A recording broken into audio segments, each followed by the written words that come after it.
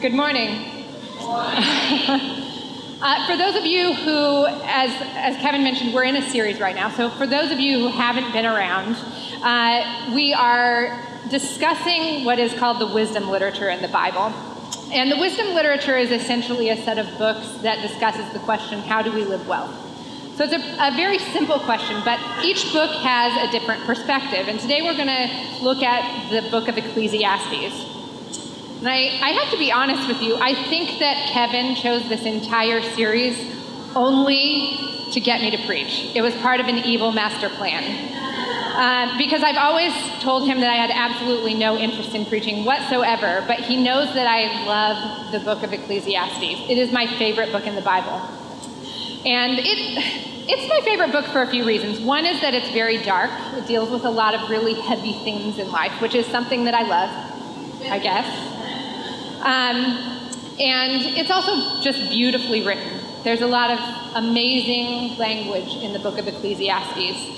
You might recognize some of the phrases: chasing after the wind, a time for everything, a time to die, a time to be born. These are phrases that kind of permeate our art and culture, but they came from the Book of Ecclesiastes. And the other reason that I love this book is just because it's good wisdom. Like, whether you're a Christian or not, it's great commentary on what it means to live life as a human being. And so, I guess you're here on a good day if you're not really sure about this whole Christianity thing, because at least the first half of my sermon deals with simply what it means to live life as a human being on this earth. Before I dive into Ecclesiastes, I thought I'd share something because, as Kevin mentioned, a lot of you don't know me that well because I haven't been as involved in the church for the last couple of years as we started a family. So a random tidbit about me that some of you may know if you know me well. I have a bizarre love of swing sets. Yes, like a child. I have loved swings and swinging since I was a tiny girl, and it just never left me. I still love it to this day. I sort of rediscovered this passion when Kevin and I were first married and we were living in Kansas City. There was a little park across from our house, and I loved it so much. We would walk across and swing together there. It was lovely and romantic. But when we moved to DC, I thought, well, I need to find a new park to do this in. And we walked around all of the parks in our neighborhood, and none of them had swing sets, or if they did, they were for tiny little bodies. Go figure. And so I have one piece of advice for you today. This is wisdom from Charla, not the Book of Ecclesiastes. But if you're ever looking for a swing set, don't Google the words adult swinging and public park all in a row. I mean, just don't do it. You're not going to find out about swing sets, okay? And I say that from experience. So when we're traveling, Kevin often finds swing sets or swings for me to enjoy around the world. It's kind of one of our things. And recently we were in LA, and he took me to this park. It's sort of like the Rock Creek Park of LA, if you will. Feels very wild, but it's right in the middle of the city. And we walked up to the top of this hill, and when we got up there, there was this cliff overlooking the city with this beautiful wooden swing hanging in this scraggly old tree. It was like perfect for me. And so I had this just lovely moment of enjoying the view and feeling like kind of free. Like I guess I'm just kind of a nerd. Like I just feel sort of free, like I'm soaring like a bird when I'm on swings. And I've thought a lot about actually why do I like this so much? And I think it's because I am the sort of person for whom the angst of life, the darker things, they sit with me more heavily than other people, more pervasively. And so sometimes you'll see me at a party and I'm enjoying myself, and then I'm thinking, this is all gonna end. I'm gonna die. Get it together, Charla. Yeah. I hope you don't notice those moments. I try to keep it together. But I think that's the reason that I love the Book of Ecclesiastes as well.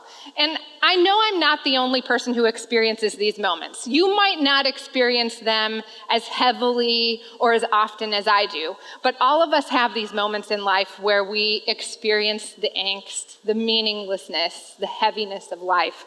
Even if you're generally happy, at some point in life, we will encounter a situation. A loved one dies, we lose a job, we go through some sort of turmoil. And it's sort of a glitch in our worldview. Those moments kind of make all of the meaninglessness of life kind of come back rushing in, even if we've put them all away. Ecclesiastes addresses this by saying, you're right, life is meaningless. Oh, you think that you're young and fit and beautiful living in Washington, D.C.?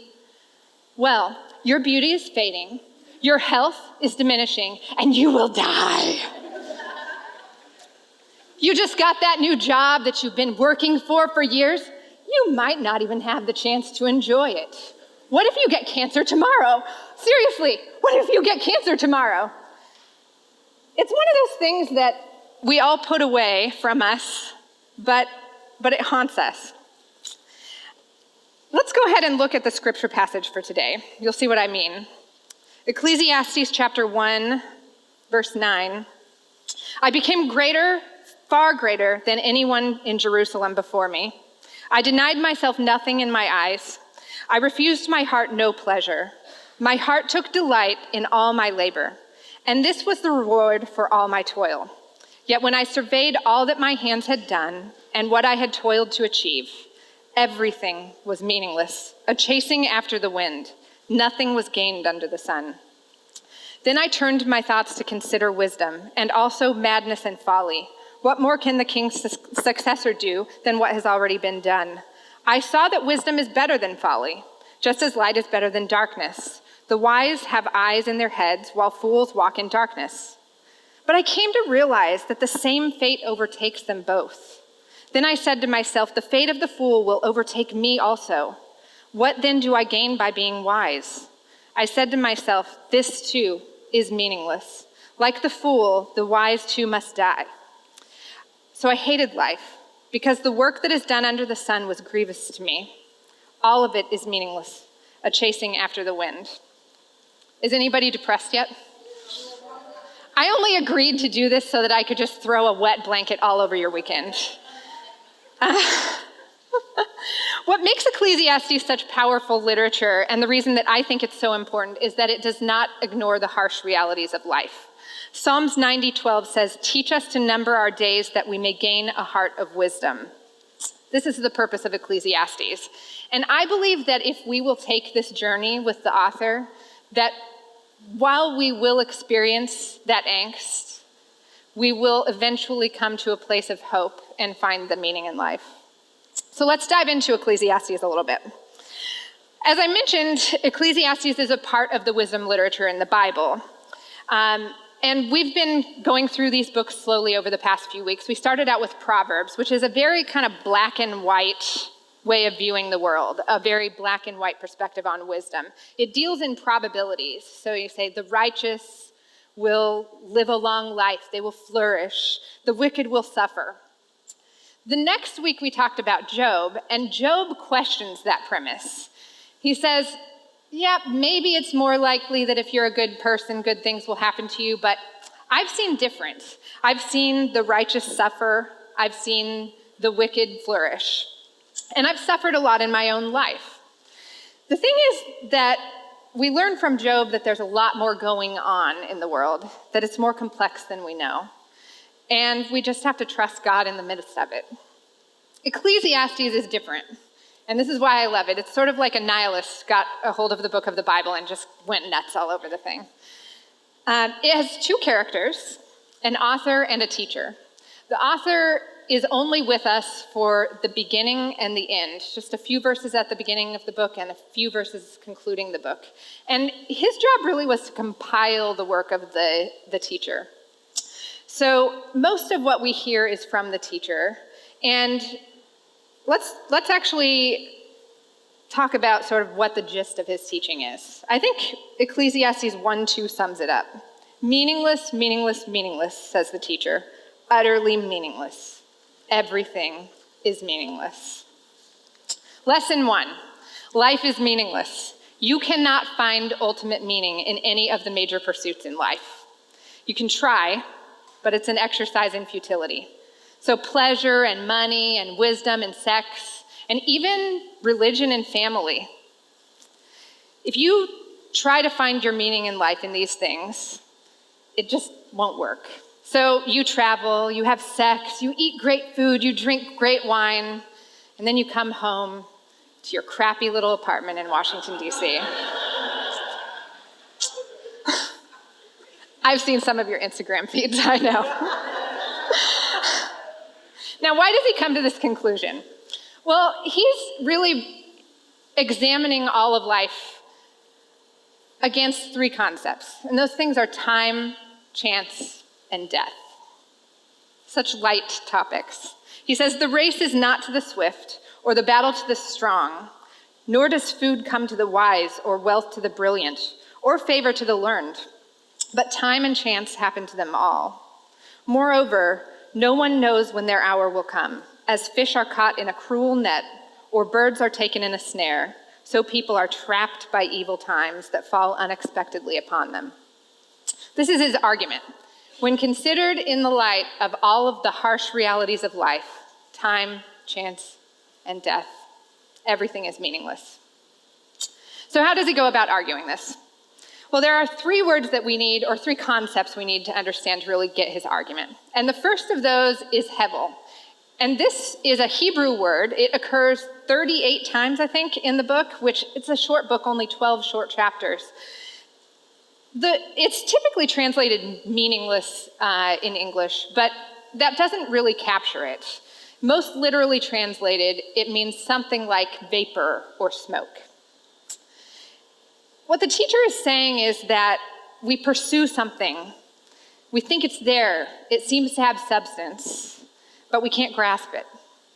Everything in life, every pursuit, every pleasure, every accomplishment, every relationship, everything that happens to you, every season in your life, it's an absurd, fleeting, pointless vapor. Smoke to be carried off by the wind. The second concept is the phrase under the sun, and this occurs 29 times in the book. What he means by this is that our life on earth, the lived life here, what is under the sun, throughout the book he argues that life here on earth, under the sun, is hevel. It's meaningless smoke. And you might take this literally and say, like, okay, well, I guess I just need to get off the earth. I'm going to invest in some commercial space travel, and I'll get out of here. But I guarantee you, if you are so lucky as to be able to do that, the first thing you're going to do is get out your camera and take a picture of yourself with the earth in the background. Because from dust you came, and to dust you will return. You cannot escape the realities of this earth. Time, chance, and death will catch up with all of us.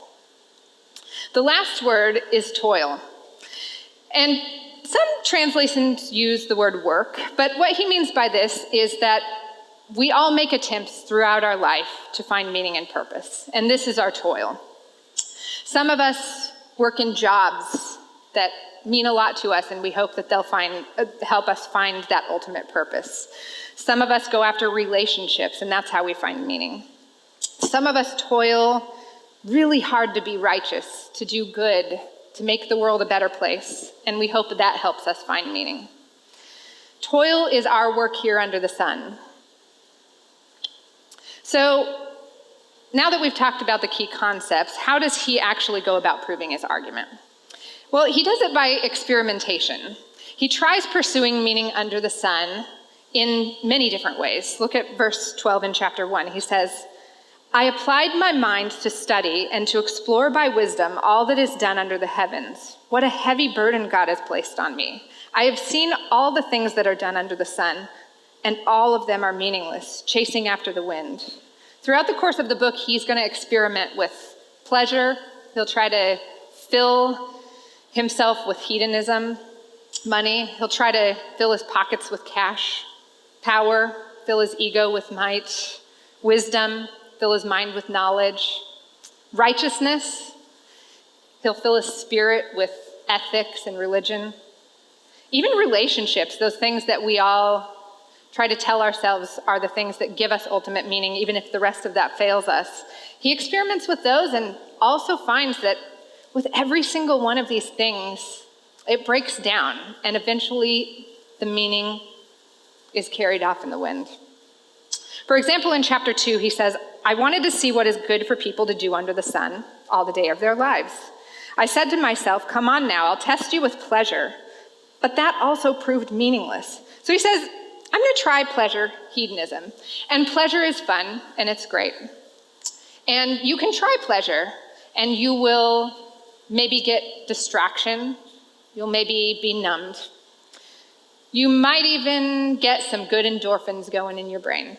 You'll feel good in the moment. But you won't find meaning. He says, I denied myself nothing my eyes desired. I refused my heart no pleasure. My heart took delight in all my labor, and this was my reward for all my toil. Yet when I surveyed all that my hands had done, and what I had toiled to achieve, everything was meaningless, a chasing after the wind. Nothing was gained under the sun. Time, chance, death. He says, okay, what about work, wealth, power? I'll try those things. And he finds that one of the worst things you can do, one of the worst things that can happen to you is that you spend a lifetime laboring to build wealth, to build a legacy, and then you have to hand that off to another person who doesn't appreciate your work and probably doesn't use it wisely, the trust fund kid. He also says, I'll try wisdom. I'll try some of the pursuits that people think are higher in life. And he concludes being wise is good. Being wise is better than being foolish. Being smart is better than being stupid.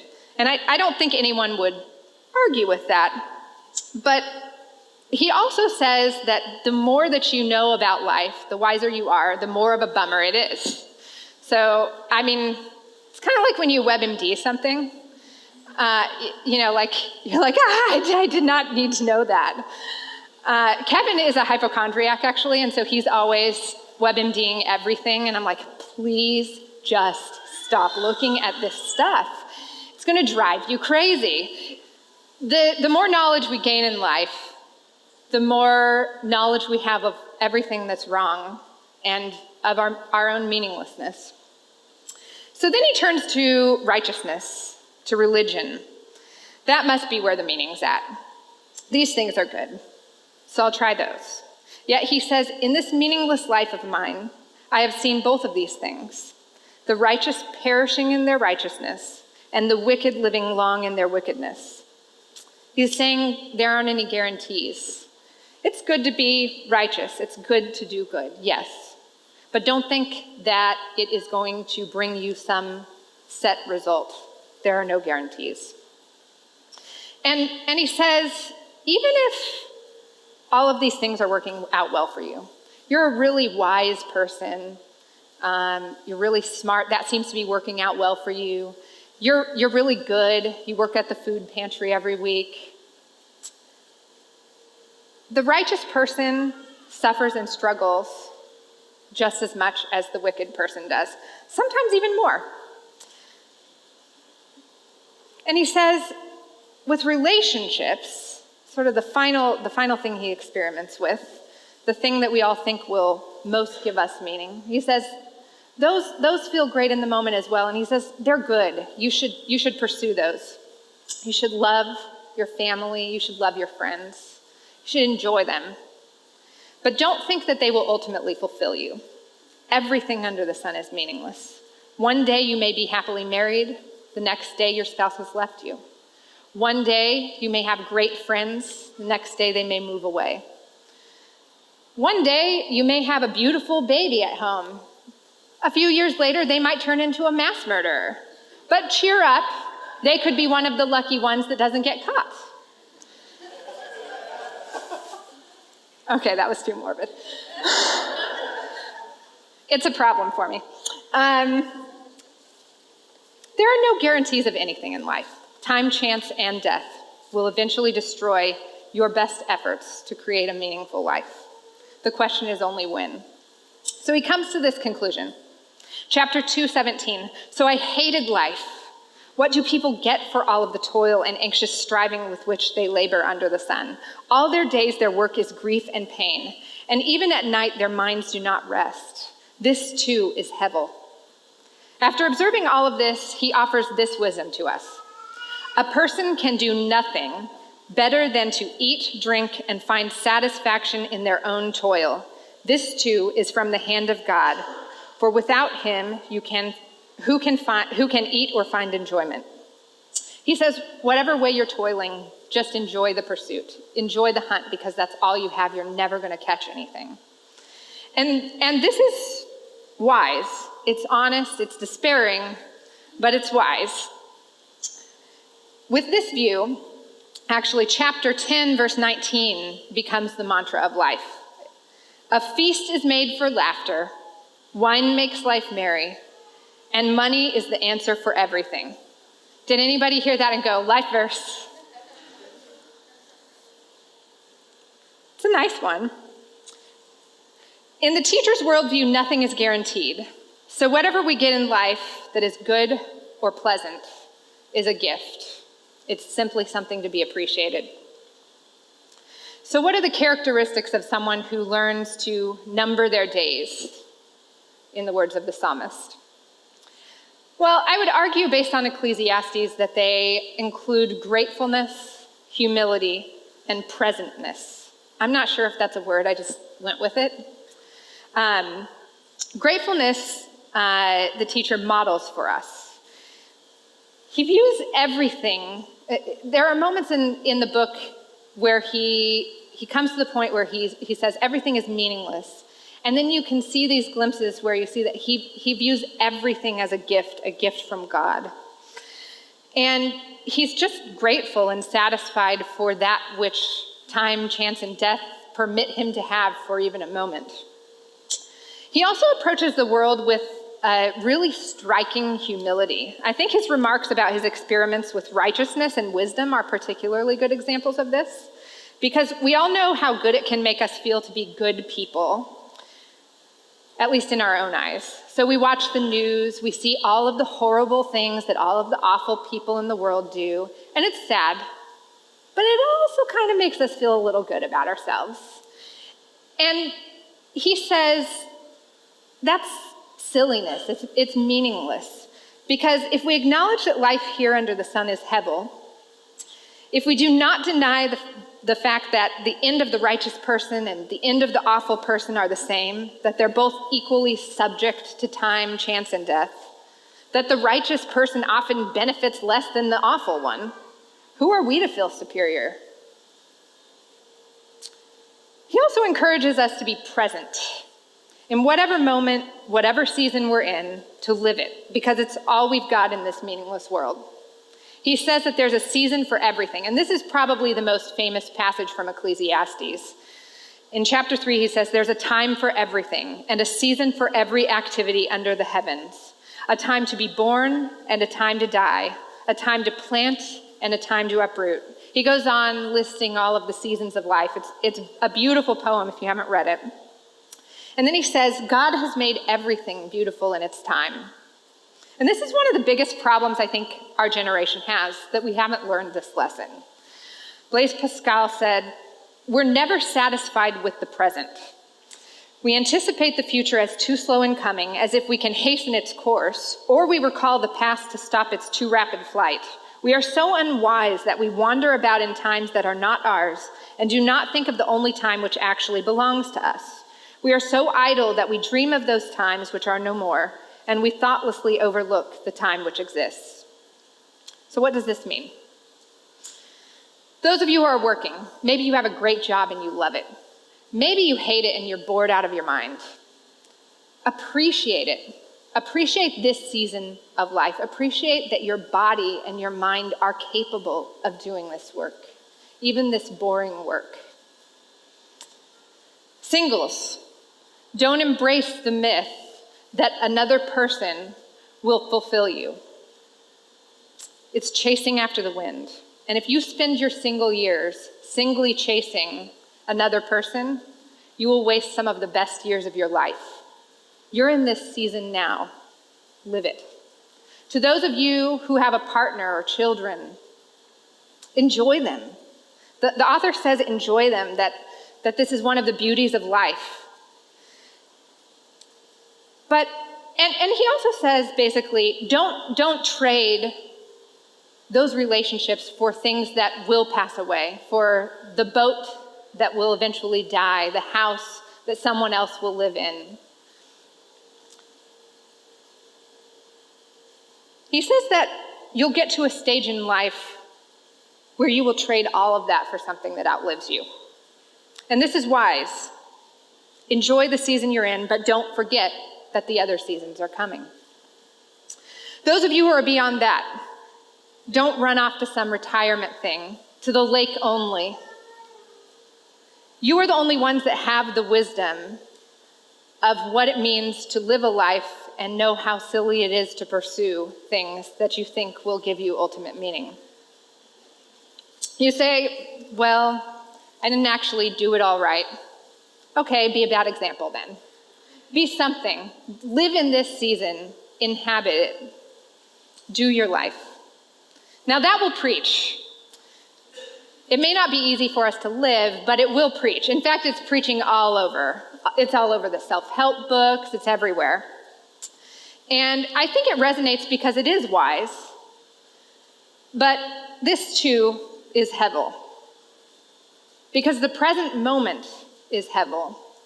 It's smoke. It will eventually be carried off. And this leads us to one of the biggest problems of our age, anxiousness. In chapter 2, the teacher calls it anxious striving. Because if you don't know why you're here or what you're living for and you have no real meaning, then the moment becomes the meaning.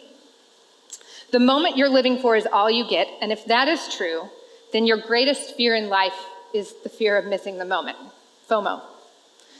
And most of us have really bad FOMO.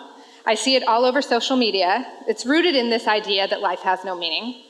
And the problem is that unless we're doing the absolute best thing in the moment, then we feel like our life is meaningless. And then we're looking at other people's Instagram accounts. Their life is meaningless. My life is not meaningless. And the problem with this serious anxiety is that it will haunt you and you will not find a way to stop time. You will not find a way to preserve that moment.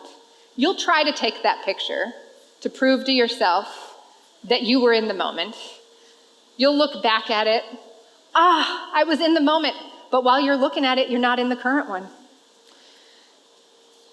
There's no way to preserve it. There's no way to escape time, chance, and death. I'm a new parent, and we subject new parents to this kind of language all the time in a really sort of specially awful kind of way. So what do we say to new parents?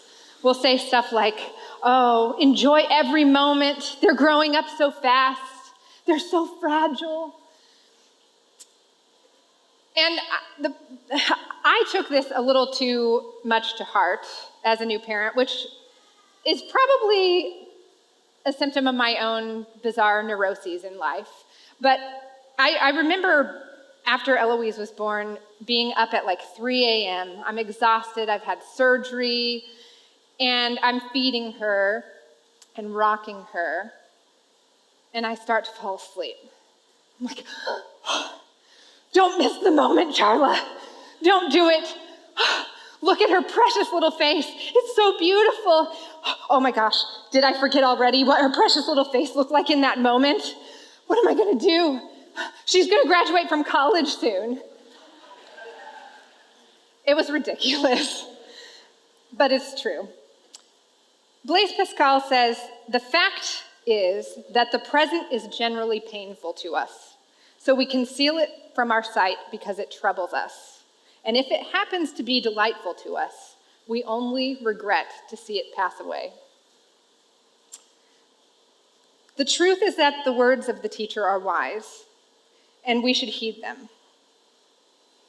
But the world that we live in, this world of Hevel, will lead to anxiety because we're all longing for something more.